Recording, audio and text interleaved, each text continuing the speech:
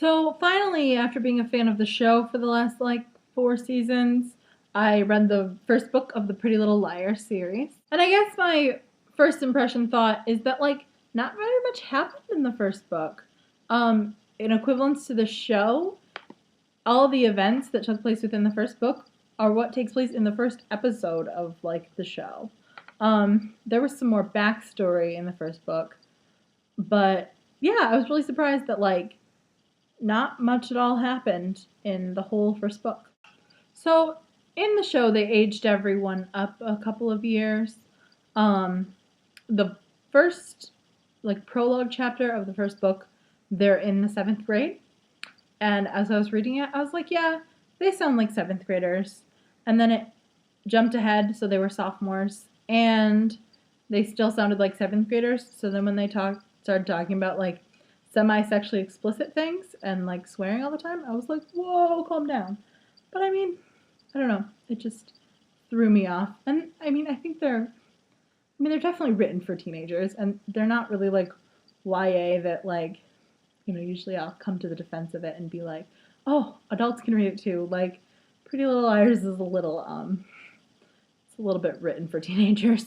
So if you don't already know, the story is about these four girls who had, they were all like a really good close group of friends, and then there were five of them, and one of them was Allison, who was like the queen bee of their group, and she 2 years previously went missing, and is presumed dead, and they all start to receive mysterious text messages that are simply signed A, and the text messages know all their darkest secrets and are sort of tormenting them.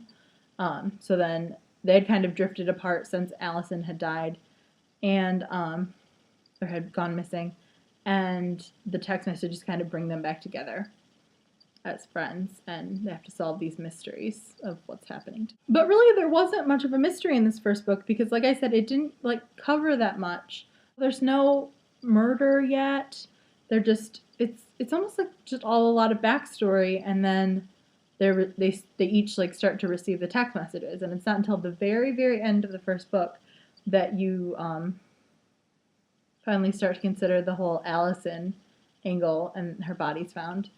Um, so yeah, it just the tone was a little different than what I expected because the show I think picks up the pace more and draws in a lot more of that mystery.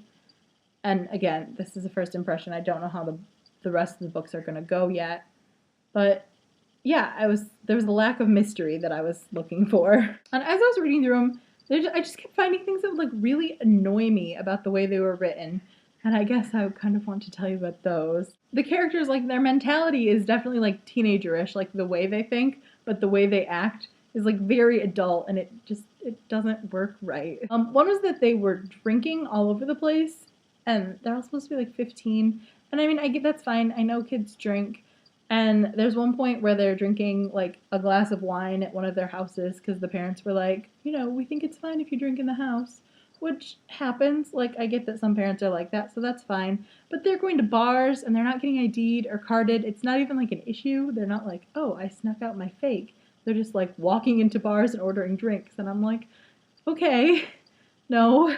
They call their parents by their first names. I don't know.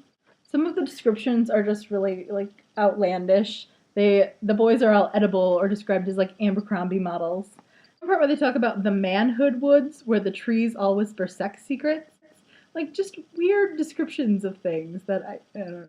Another good one is they said something about something being existential, and they said, and then the narrator comes in and is like, existential is just another way to say, what does it say? Silly and out there. Like, okay, that's a very simplistic view of it. But what really got me is like physical descriptions of everything. Like every outfit that anybody wears is like completely described. The brand names are just everywhere. The Gucci bag and your Prada shoes and the Calvin Klein pants, just on and on. It was like brand and like over description of all the fashion, and it's all high-end fashion. And every character is blonde, all of them, except for like two in the whole book. They're like detailedly described everyone's blonde hair. the ashy blondes and the silvery blondes, and like everyone has blonde hair. I know that maybe this is like a dorky or really cheesy opinion, but I really, really love the show. I think it's really well done. Like, there are episodes where I'm actually like afraid, and I think it's good on cliffhangers. I don't know, maybe I'm just like a total dork, but I feel like there's a lot of really good like symbolism. Like, this show as literature does a way better job at literature than the books as literature. Um, I feel like there's tons of red herrings, and there's a lot of, like, I'm never quite sure if this character is a good guy or a bad guy. I, I don't know. So I have high expectations for these books, and they haven't quite met them. I'll probably keep going just because why not? They're not hard to read. I definitely recommend the show though.